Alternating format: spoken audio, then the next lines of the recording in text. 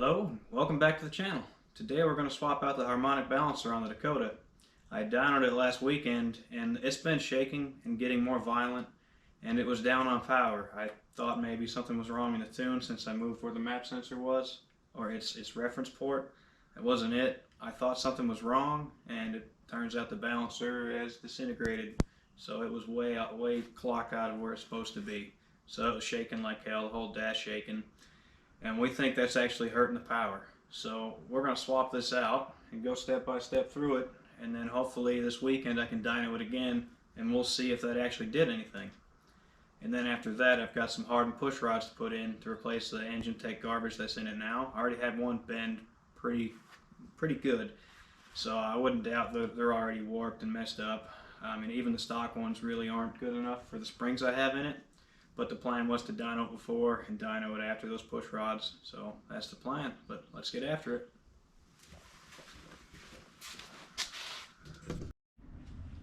Now your guys' stuff's going to be a little different, because you may have this fan shroud, the mechanical fan, that's already gone. I've already converted this to dual electric. There's a video on that. I used a BMW temp switch. It's got two different temperatures in it, and there's two relays. So one temperature this fan kicks on, the next temperature this fan kicks on, all automatically. It works fairly well. So I've just got this thing hanging in this groove, and there's two retaining brackets down here. So all I got to do is loosen them and rotate it, and I get the fans out of the way, and I think that's going to be enough. If yours is stock, you probably got to get your clutch fan out of the way, and that will suck, but you can get it off of there. You could probably take the radiator out and do it with the fan on. If you can't get it off, it'd just be a pain. I don't know if you could with the new design, and I'll show you what I mean. They don't make, or it's hard to find the balancer, the two-piece balancer that this had on it. So you had a balancer and then a pulley. I'll show you when I got it apart. The new one's all one piece.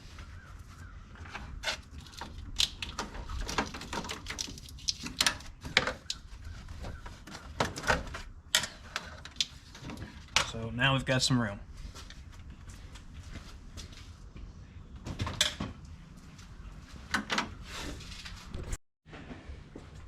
Now before we take the belt off, we're going to go ahead and crack these bolts loose. The engine would probably hold it anyway, but I don't know how tight they are. They're tight. Oh.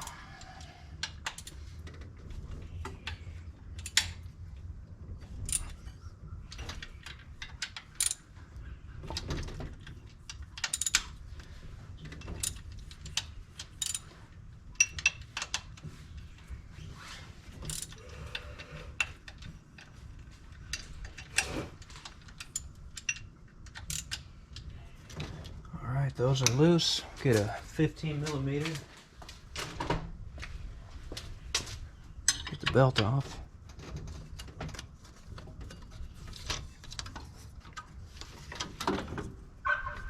Another note, a lot of the guys run the AC delete.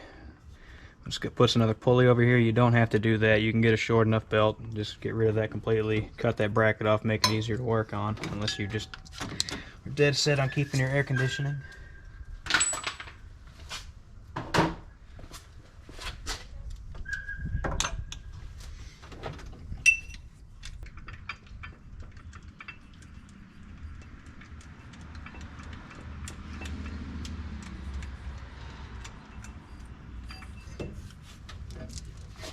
And it's off.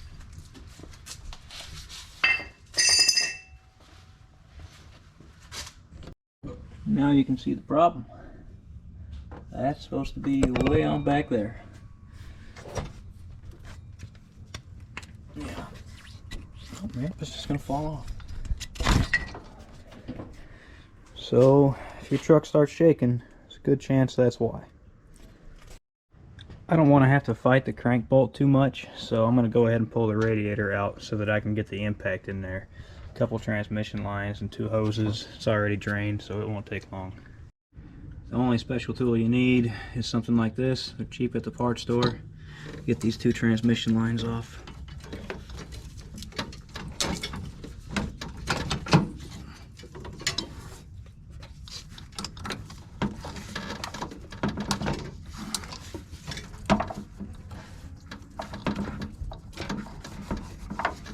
I say. There we go. Alright, now the two upper bolts and radiator's out. At this point, there's just two bolts to hold it in, right here and right here. They're a 10mm socket to get them off, and we should be out of here.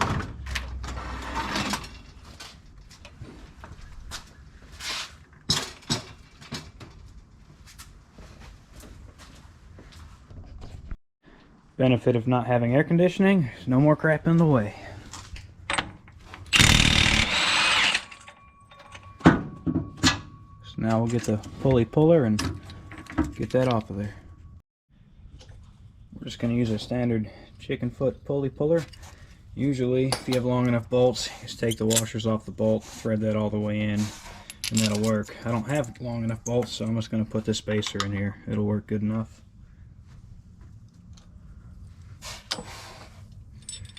And I think we can do it just grabbing two bolts.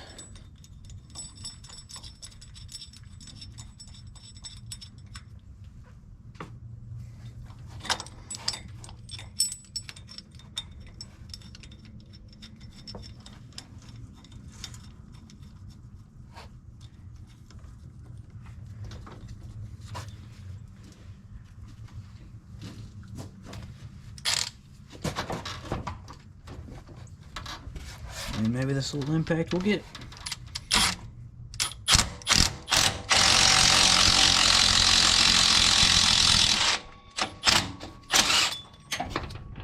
Uh-oh, there goes the spacer. So the difference, you've got a hub to pulley bolts to. Pulley is the same size. The balancing, the actual ring looks about the same. This is just all one piece now. Now I looked for a bit to try to get the old one, the old style, and about 6 months ago I could still find it, and now it's some of the lead times, even if I did find it, were way off, and this was at the local parts store, so this is what we got.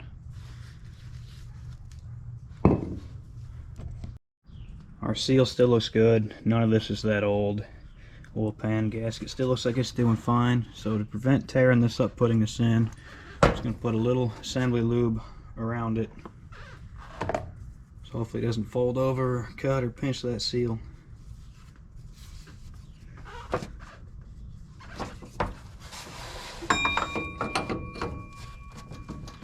And then hopefully the bolt's long enough and we can just easily walk it in with the bolt, because that's how I put the last one on. The right tool exists and it's here somewhere, but I'm not going to spend the time to find it.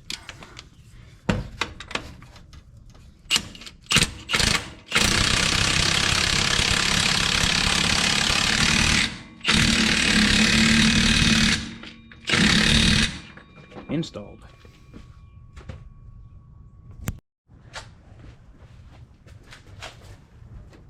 So now I've just got to put all this back together in reverse order, and hopefully it doesn't shake. There's potential that when we balance the crank in the assembly, there's potential it was already shifted, and if it was, then this one being in the right spot means the truck's probably going to shake, and that imbalance isn't good for anything. So here's for hoping.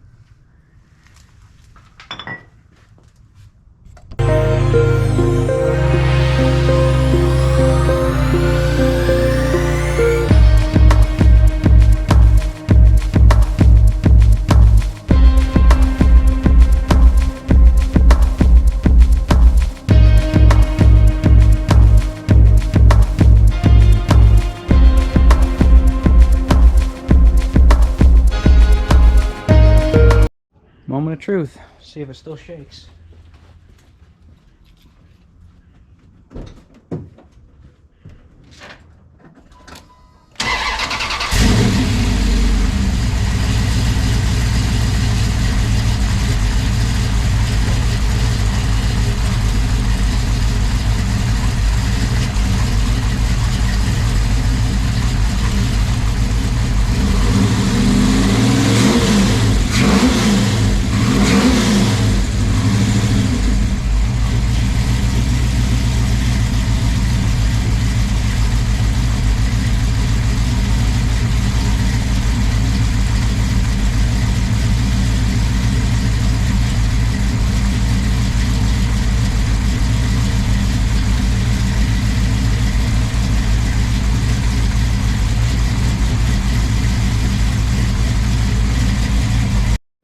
we're good to go. It's running smooth.